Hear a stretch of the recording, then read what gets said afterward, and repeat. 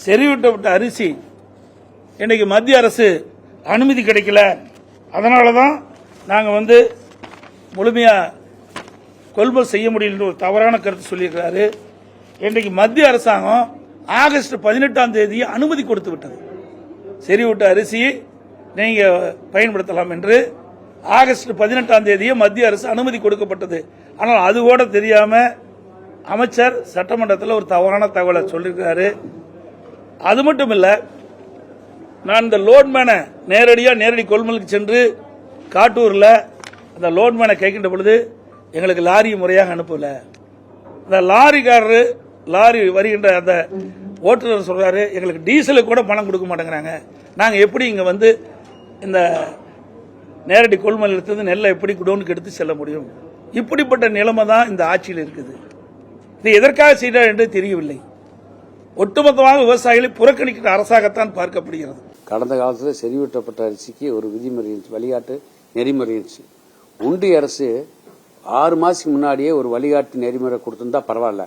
29/7/2025 government ஒன்றிய அரசு எங்களுக்கு கடிதம் அனுப்புது, இனிமேல் புதிய வழிகாட்டு நெறிமுறையை பயன்படுத்தணும்னு சொல்லிட்டு அதுக்கு 14/8/25 அன்னைக்கு நாங்கள் டெண்டர் விடுறோம். என்னைக்கு 14/8/25க்கு 7/10/2025 34,000 மெட்ரிக் டன்னுக்கு நாங்கள் ஒர்க் ஆர்டர் கொடுக்கிறோம்.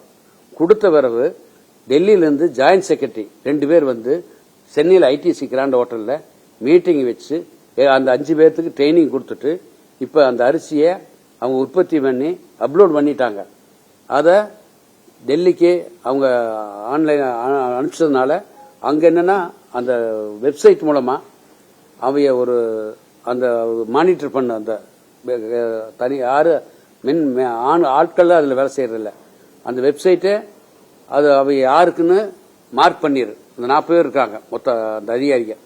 யாருக்கு மார்க் பண்ணா அவங்க இந்த அரிசியை செறிவூட்டப்பட்ட அரிசியை இந்த 5 நிறுவனத்தை அரிசியை ஒவ்வொருத்தரா எடுத்துட்டு போய் டெல்லியில் இருக்கிற லேபரேட்டரியில டெஸ்ட் பண்ணி அவங்களுக்கு ஓகேன்னு சொன்னாங்கன்னா அப்பதான் நம்மளுக்கு ஆர்டர் கொடுக்க போறாங்க.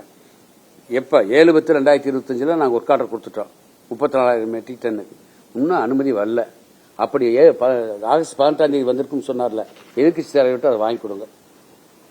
வாங்கி கொடுத்துட்டீங்கன்னா எங்களுக்கு சந்தோஷம். நாங்கள் தவறான தகவல் சொல்ல, நான் புள்ளிவிவரமா சொல்றேன், எந்த மேடையில் வேணாலும் சொல்றேன், எந்த ஆதாரத்தோட சொல்றேன். அவரை சொல்லுங்க. ஆகஸ்ட் 18ஆம் தேதி சொல்றாருல, கொடுக்க சொல்லுங்க. தவறான தகவல் சொல்லக்கூடாது நாட்டு மக்களுக்கு.